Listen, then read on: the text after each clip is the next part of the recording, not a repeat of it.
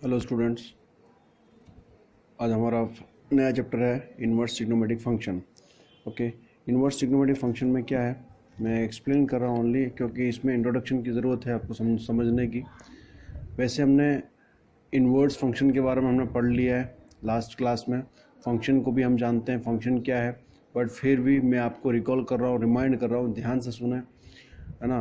वैसे चैप्टर अपने आप में ज़्यादा स्कोर का नहीं है, ज़्यादा इसकी मेजोरिटी भी नहीं है, ये लगभग 5 to 6 मार्क्स का ही है, लेकिन फिर भी काफ़ी इम्पोर्टेंट रखता है। आने वाले नेक्स्ट चैप्टर में इसका काफ़ी बहुत बड़ा एप्लीकेशन है, क्योंकि इसमें फॉर्मूलेज वगैरह जो यहाँ यूज़ हुए हैं वो, और पर्टिकुलर जो स्पेशल टाइप के सब्स्टिट्यूशन हैं उनका भी यूटिलाइज आगे डिफ्रेंशिएशन और वगैरह में होगा। सो सी प्रॉपरली, ये तो फंक्शन है, फंक्शन डिफाइन हो रहा है y equal to f of x से। Function it means what do you mean by the function, as we know that we clearly we seen that कि फंक्शन में हर एक इनपुट के, है ना, दो आउटपुट नहीं हो सकते, एक इनपुट का एक ही आउटपुट हो सकता है। और also more than two elements have okay same images, दो या दो से ज़्यादा, है ना, कि सेम इमेज हो सकती है, लेकिन एक एलिमेंट के दो इमेज नहीं हो सकती, तो ये फंक्शन बनता है। दूसरी बात, फंक्शंस को हम इन्वर्स फॉर्म में हमने रिप्रेजेंट किया लास्ट टॉपिक में, उसको हम इन्वर्स फंक्शन भी बनाया। बट फंक्शन इन्वर्टिबल कब बनता है वो भी हमने देखा। Before that we have seen also that we have cleared that function have some types of the functions in which one many to one on to into like that। तो इन function के types और उनका meaning समझना ज़रूरी है, याद रखना ज़रूरी है, जो हमने क्लेरिफाई कर चुके हैं। तो इन्वर्टिबल होने के लिए जैसा कि हम जानते हैं कि लेट सपोज कोई फंक्शन इन्वर्टिबल तभी हो सकता है, सपोज कोई फंक्शन मैपिंग हो रहा है फंक्शन x to y में डिफाइंड है, ठीक है, और ये इन्वर्टिबल कब होगा जब वो फंक्शन कैसा हो, 1 on 2 हो, यानी कैसा होगा, बाइजेक्टिव होगा तभी हो सकता है, बाइजेक्टिव होगा तभी हो सकता है, ठीक है। अब उस फंक्शन के 1 और बाइजेक्टिव ऑन टू होने पर ही वो फंक्शन को इन्वर्टिबल लिखा जा सकता है। ये बात तो क्लियर है ना। तो इन्वर्टिबल होने के लिए क्या होना ज़रूरी है, बाइजेक्टिव होना ज़रूरी है।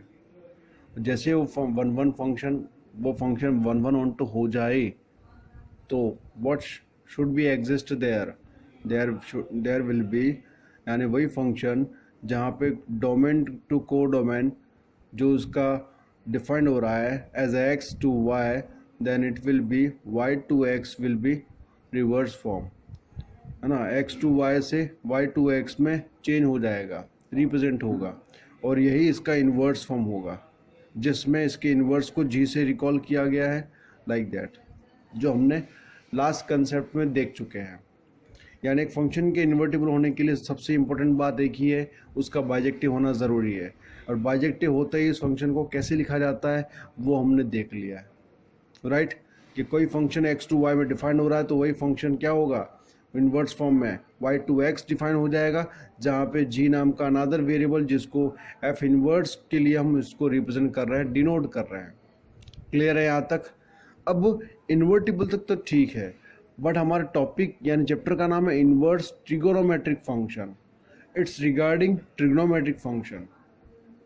फंक्शंस को तो हमने देखा है, ऑर्डिनरी फंक्शंस को, पॉलिनोमियल, है ना, और बहुत सारे फंक्शंस है, बट हम बात करेंगे ट्रिग्नोमेट्रिक फंक्शंस के बारे में। और ट्रिग्नोमेट्रिक फंक्शंस कैसे होते हैं वो भी हमने पढ़े हैं, हम जानते हैं, लेकिन इसको यहाँ इन्वर्स में इसको किस तरीके से रिप्रेजेंट करेंगे, उसको कैसे हम ये शो करेंगे कि वो इन्वर्टिबल है ना, वगैरह वगैरह। Okay, let's see more. Okay, so dear students, जैसे मैंने ये नोट कर रखा है वैसे तो, क्योंकि यहाँ आपको समझाना ज़्यादा बेहतर होगा, इसमें लिखने वाला कुछ इंपॉर्टेंट नहीं है, लिखने वाला काम नहीं है, क्योंकि क्वेश्चन नहीं, अभी ये कंसेप्ट है, इसलिए आप कंसेप्ट को ज़रूर ध्यान दें। क्या है trigonometric functions, as we know that y equal to f of x denoted as any one function, और हम ट्रिग्नोमेट्रिक फंक्शंस को यहाँ रिप्रेजेंट करते हैं by sine x, cos x, tan x, sec x, cot x and cosec x. अब trigonometric functions को हमने 11th में पढ़ा था, ठीक है। इन फंक्शंस के बारे में हमने 11th क्लास में पढ़ चुके हैं और इनके डोमेन और रेंज के बारे में भी हम जानते हैं, इनके ग्राफ्स भी हम बना चुके हैं। तो एक बार मैं इसके डोमेन और रेंज के बारे में बात करूँगा, ठीक है। तो सबसे पहले उठाते हैं अपन साइन एक्स का, जिसकी डोमेन होती है रियल नंबर और रेंज होगी -1 to 1, ठीक है। वहीं कॉस एक्स की डोमेन होगी रियल नंबर और रेंज होगी -1 to 1, यानी रियल नंबर, यानी इसके जो एम्पलीट्यूड है, जो एंगल है, they are in radian form, और वो जितने भी एंगल्स हैं सभी का रेडियन फॉर्म ही यहाँ पे एनी रियल नंबर लिया गया है। तो कोई डाउट नहीं होना चाहिए, we can write it. tan x, okay, tan x it means किसका रेशियो है, sin x by cos x का रेशियो होता है, जहाँ पे cos x किस एंगल पे इसकी वैल्यू 0 हो जाती है, जो कि as a ratio p/q it should not be cos x equal to 0। तो किस एंगल पे 0 होती है, अगर 0 हो गया तो क्या बन जाएगा, नॉट डिफाइंड। इसीलिए tan x का डोमेन क्या होगा, एनी रियल नंबर एक्सेप्टिंग π/2 मल्टीप्लीज, क्योंकि π/2 के मल्टीप्लीज में कुछ भी पुट करके देख लो आप, ये नॉट डिफाइन होगा। इसलिए उस एंगल को छोड़ के कोई भी रियल नंबर इसका डोमेन हो सकता है, क्लियर। और रेंज तो इसकी यानी रियल नंबर ही है। वहीं पे cot x को लिखना है, पहले मैंने sec x को लिख दिया, cot x का भी उसी के सिमिलर है। cot x में क्या है, उसका रेशियो देख लो, cos x by sin x। तो sin x को चेक कर लो कि कौन से एंगल पे 0 होता है, यानी नॉट डिफाइन हो जाएगा, ये उससे बचाना है, उसको नॉट डिफाइन से इसको बचाना होगा। तो देख लो भाई, ये 0 और पाई के मल्टीप्लीज में साइन क्या हो जाता है, 0, यानी नॉट डिफाइन हो जाएगा। तो उसको क्या लिख सकते हैं, it's also it has any real number excepting n multiply of pi, और एन क्या है, इंटीजर से बिलोंग कर रहा है, इंटीजर से, और इसकी रेंज क्या होगी, यानी रियल नंबर। तो tan x और cot x के दोनों के सिमिलर है।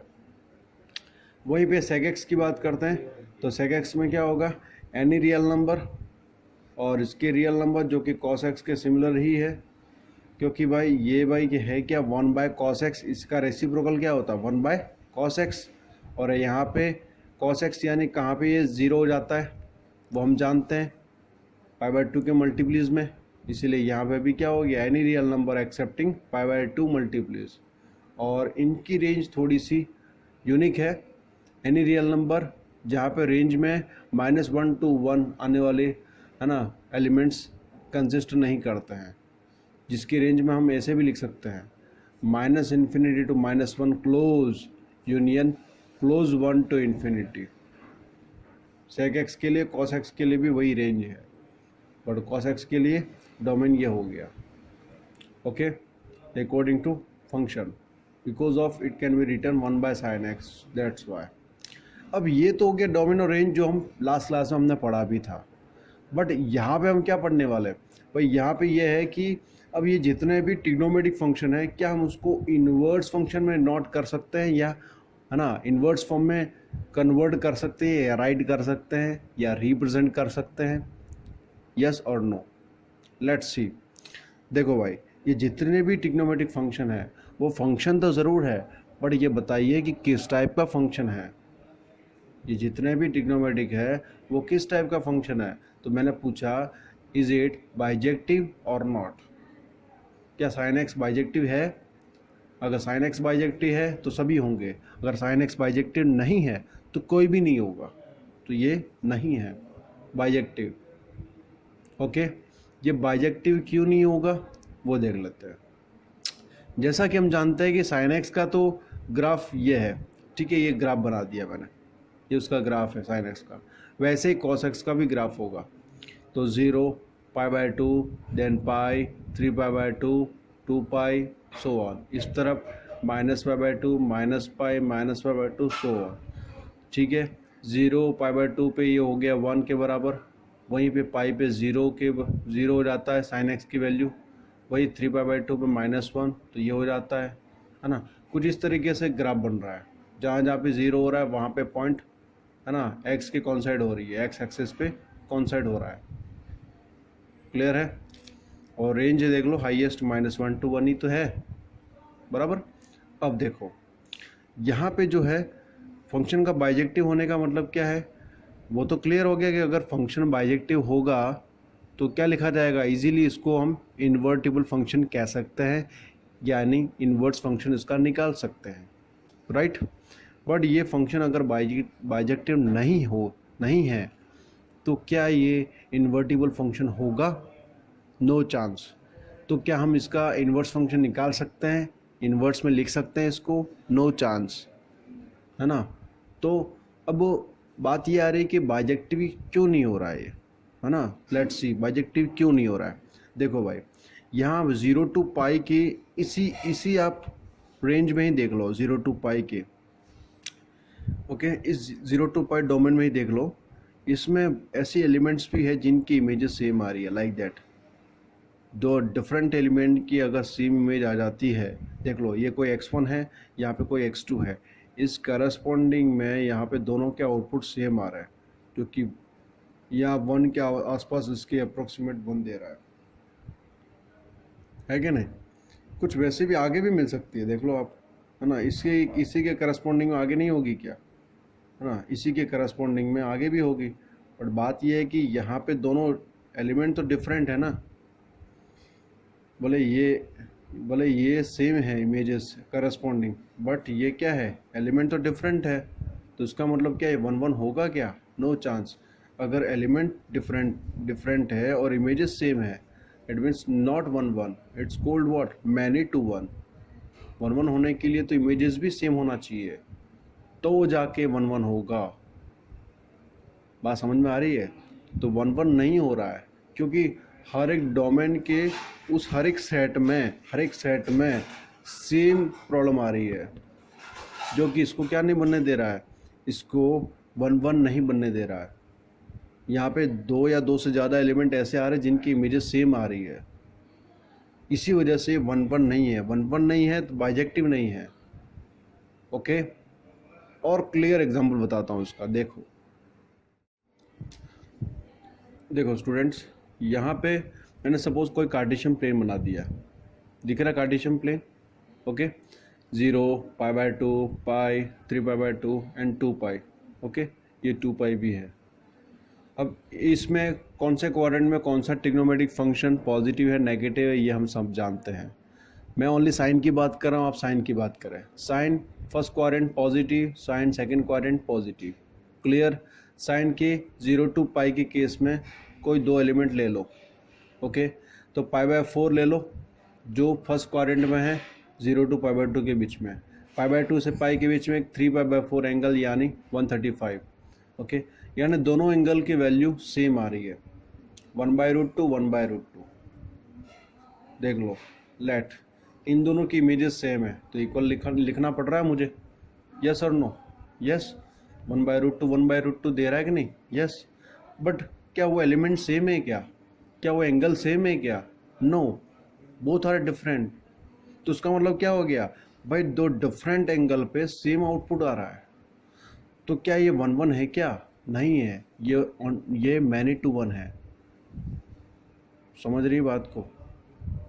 ऑन टू तो होगा ही सही, है ना ये। अच्छा, एक और एग्जांपल, लेट दूसरा एग्जांपल देख लो।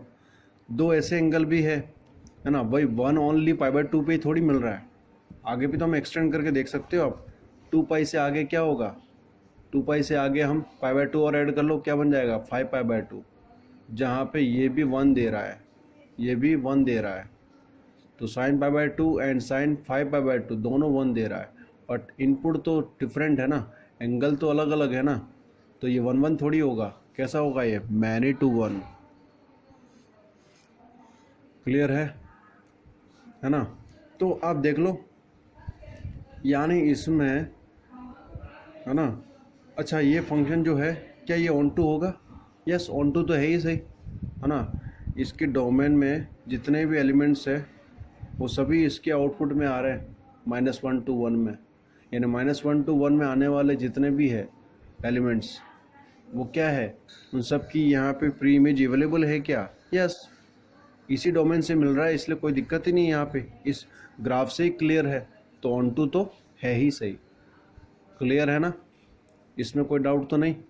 एक बार इसको रिपीट कर सकते हो, आप पोज करके वापस देख सकते हो, ओके। इसको आप वापस देख सकते हो, है ना। और अच्छा, ये सबसे दूसरी बात ये कि आप जो साइन एक्स के लिए सोच रहे हो वो कॉस एक्स के लिए भी वही होगा, बस यहाँ ग्राफ चेंज हो जाएगा कॉस एक्स के लिए, टेन एक्स के लिए, लेकिन बात वही है, वहाँ पे भी सेम स्थिति आ रही है कि भाई दो डिफरेंट एलिमेंट पे सेम इमेजेस आ रही है एक ही सेट में, तो अलग अलग डिफरेंट सेट में वो बार बार रिपीट होता जाएगा, जो कि कॉस एक्स में भी है, टेन एक्स में भी है, और साइन एक्स और कॉस एक्स में है तो सभी में होगा, ये तो क्लियर सी बात है। ओके, अब यहाँ पे नेक्स्ट देखें।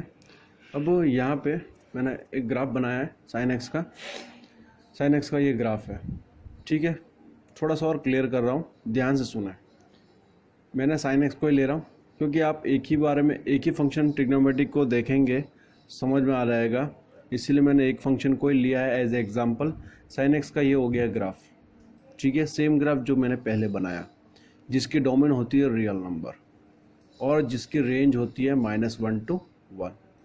ओके, अब इस ग्राफ में वो सेम थिंग मैं रिपीट कर रहा हूँ कि दो डिफरेंट एलिमेंट पे सेम इमेज आ रही है, करस्पॉन्डिंग इमेज आ रही है सेम, वहाँ वही सेट में भी होगी, कोई दो ऐसे एलिमेंट होंगे, है ना, इसमें जहाँ पे उसके करस्पॉन्डिंग एलिमेंट की वैल्यू सेम हो सकती है, ऐसे अलग अलग सेट में आपको हर जगह मिलेगा इसे, यहाँ पे भी है, देख लो ये, राइट। तो इससे क्या होगा, ये 1 1 नहीं हो रहा है। अच्छा, ऑन टू तो है, इसे 1 1 नहीं होगा तो क्या नहीं होगा, बाइजेक्टिव नहीं होगा, और बाइजेक्टिव नहीं है तो क्या नहीं हो सकता, इन्वर्टिबल। तो अब क्या करें, इन्वर्टिबल बनाना पड़ेगा। इन्वर्स फंक्शन फाइंड करने के लिए मेरे पास इसका, है ना, बाइजेक्टिव होना ज़रूरी है, और बाइजेक्टिव बनाने के लिए क्या करेंगे, 1 1 बनाना पड़ेगा उसको, है ना। तो 1 1 कैसे होगा ये,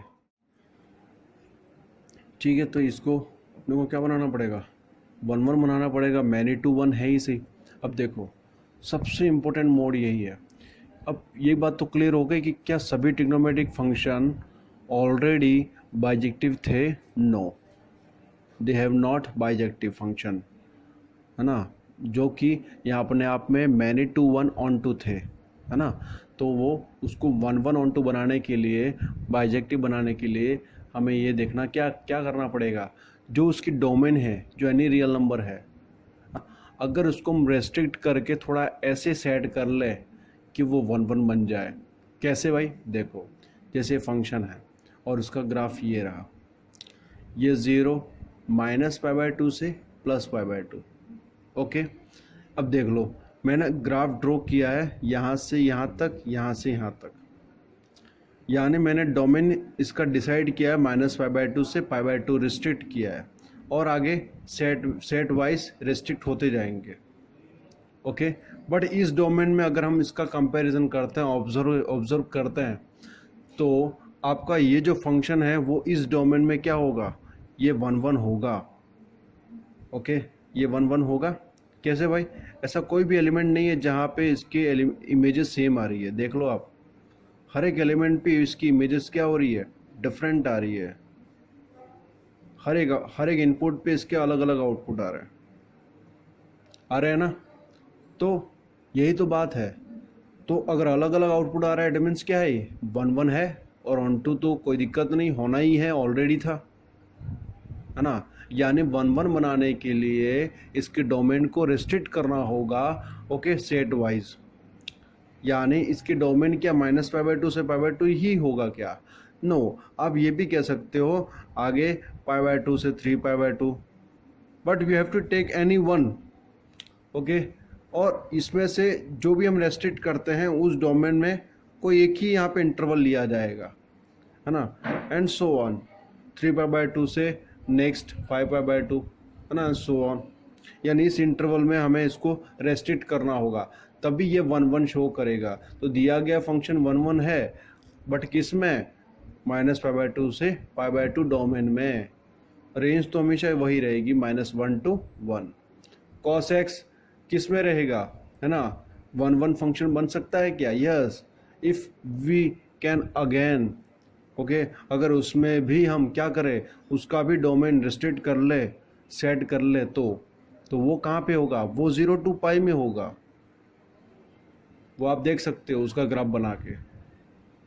ओके, तो इस तरीके से सभी फंक्शंस के हमने वन वन यानी बाइजेक्टिव के फॉर्म में इसका जो डोमेन रेस्ट्रिक्ट किया गया है वो हम नोट करते हैं, क्योंकि इम्पोर्टेंट है काफ़ी। क्लियर है? यानी वन वन बनाने के लिए क्या करना पड़ा, इनके डोमेन को रेस्ट्रिक्ट किया गया सेट वाइज, ओके, एडजस्ट किया गया है जिसको रेस्ट्रिक्ट करना पड़ा, लेकिन ये अपने अपने इंटरवल में ये वन वन है, ओके। रेस्पेक्टिव डोमेन में ये वन वन होंगे, वो रेस्पेक्टिव डोमेन ये होंगे अगर इसको इन्वर्टिबल से इन्वर्स में लाना है तो, आई मीन बाइजेक्टिव से इन्वर्टिबल बनाना है तो, ओके। आगे देखते हैं।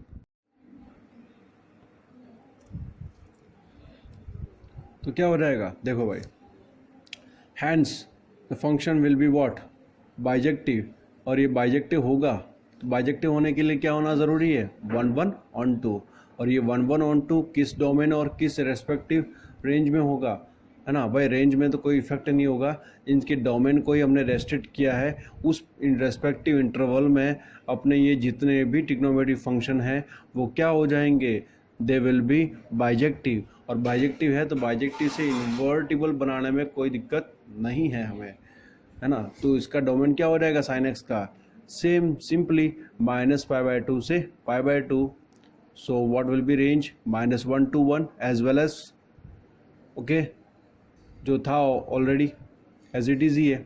cos x 0 to π हो जाएगा उसकी डोमेन, इस डोमेन में इस इंटरवल में ये भी वन वन शो हो सकता है, एंड आगे नेक्स्ट π to 2π 2π to नेक्स्ट, ऐसे चलता रहेगा उस अलग अलग इंटरवल में जो रेस्ट्रिक्ट किया गया है उसमें ये क्या होंगे, अपने आप में ये बाइजेक्टिव शो होंगे, और रेंज तो वही है -1 to 1, tan x -π/2 to +π/2 in open interval, और range real number. cot x 0 to π, है ना, cot x का वही है जो अपने यहाँ पे क्या था cos x का है, लेकिन वो क्लोज में है, ये ओपन इंटरवल है, 0 to π any real number range है। sec x वही है cos x का रेसिप्रोकल, तो 1/cos x क्या नहीं होना चाहिए, 0, इसलिए ध्यान रखा गया 0 to π इंटरवल वही है जो cos x का था क्लोज में, बट किस पे ये नॉट डिफाइन हो जाएगा, π/2 पे इस इंटरवल में, तो ये क्या हो जाएगा x नॉट π/2, x जहाँ पे एक्सेप्टिंग π/2 है 0 to π में, और रेंज वही है जो उसकी थी, okay. Same thing cosec x में भी है, जो sin x का था ये भी sin x का रेसिप्रोकल है, इसलिए 1/sin x यानी 0 से बचाने के लिए -π/2 से +π/2 क्लोज में तो है ही सही इंटरवल, बट किससे बचाया गया इसको, 0 से, तो ये इसका डोमेन हो गया एज वन वन फंक्शन। ये डोमेन इसकी क्या होगी, ये होंगी, यानी जितने भी ट्रिग्नोमेट्रिक फंक्शन हैं as one one onto बनाने के लिए इनके डोमेन ये होंगे, okay. Otherwise function one one onto नहीं थे, ये बात तो क्लियर हो गई, है ना। यानी all trigonometric function are not, can not be, हम ये नहीं कह सकते कि वो बाइजेक्टिव थे ऑलरेडी, वो हमें अब पता चला। अब बाइजेक्टिव नहीं थे तो उसको हम इन्वर्टिबल कैसे बना सकते थे, तो उनको बाइजेक्टिव बनाने के बाद हमने बाइजेक्टिव के लिए ये डोमेन्स को रेस्ट्रिक्ट किया, अब जाके हम इसको इन्वर्स की फॉर्म में रिप्रेजेंट करेंगे। क्लियर है? तो इन्वर्स की फॉर्म में आप कैसे लिखा जाएगा, अब तो लिख सकते हैं easily, yes.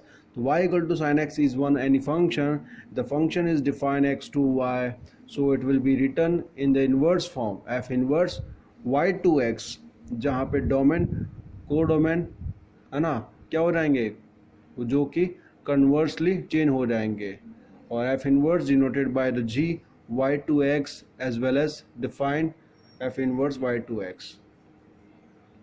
So what will be written, sin inverse y equal to x, जहाँ पे x क्या था, y क्या था, its value of x, its value of sin, y क्या था, value of sin, y अपने आप में sin की कोई वैल्यू थी, न्यूमेरिकल वैल्यूज, वहीं पे इन्वर्स फॉर्म में क्या हो जाएगा, इन्वर्स फॉर्म में भी ये लिखा जाएगा, जहाँ पे x क्या बोला जाएगा, value of sine inverse of y, जहाँ पे x कहाँ जाएगा, वैल्यू ऑफ साइन इन्वर्स।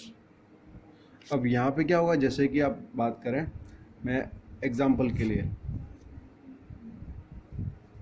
देखो, सपोज साइन पाई बाय 2 मैंने बोल दिया 1, ओके, ये कोई एंगल है। अब ये पूरी बात कर दी अपन ने, अब इसको लिखेंगे कैसे वही मैं बात कर रहा हूँ। सपोज साइन पाई बाय 2 अपने लिख दिया 1, ओके, होना ही है, ये फंक्शन है ही सही, यस है। तो इसका इन्वर्स फॉर्म क्या होगा, है ना, इसका इन्वर्स फॉर्म होगा sine inverse 1 equals to pi by 2, right. जहाँ पे डोमेन एम्पलीट्यूड था, एंगल था, रेडियन था, और रेंज क्या थी, एक न्यूमेरिकल वैल्यू, वहीं पे अब डोमेन क्या हो गया, वही न्यूमेरिकल वैल्यू, और जिसकी रेंज हो जाती है वही एंगल एम्पलीट्यूड वैल्यूज। क्लियर है। तो डोमेन और रेंज हुए ना इंटरचेंज इन्वर्स में लिखते ही, यस। सपोज एक और बार लिख देते हैं, सपोज cos 60 यानी पाई बाय 3 कितना दे रहा है, cos पाई बाय 3 1/2। तो इन्वर्स फॉर्म क्या हो जाएगा, it will B return cos inverse of half, it means what, यानी cos के कौन से एंगल की वैल्यू 1/2 होगी, पाई बाय 3। ये इन्वर्स हम ऐसे निकालेंगे। क्लियर है। तो इस तरीके से हम क्वेश्चन की शुरुआत करेंगे, और ये इसका इंट्रोडक्शन था। इसके अलावा कोई डाउट हो तो कमेंट बॉक्स में ज़रूर भेजें डाउट। Okay, thanks.